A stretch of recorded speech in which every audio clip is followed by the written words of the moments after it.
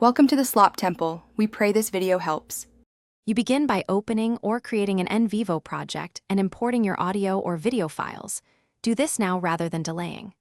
Once the files are in, go to the transcription settings and confirm language, speaker options, and whether you'll use Nvivo's auto service or upload an external transcript.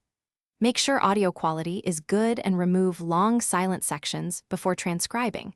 This reduces errors. If you plan manual correction, create a transcript document linked to the source so edits stay synchronized throughout the workflow. Once transcription runs, watch it in the transcription manager and don't walk away. Partial errors appear early.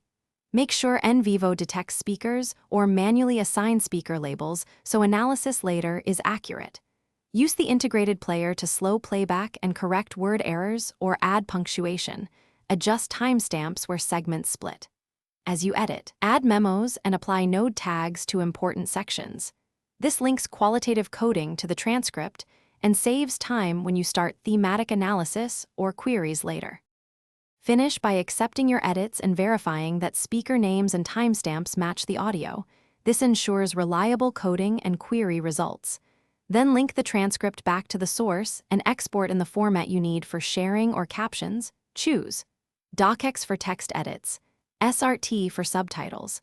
Make a project backup after exporting so progress is safe.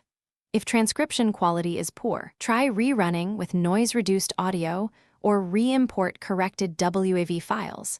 That single troubleshooting step often fixes accuracy problems quickly. Thanks for watching. Consider subscribing if we helped you.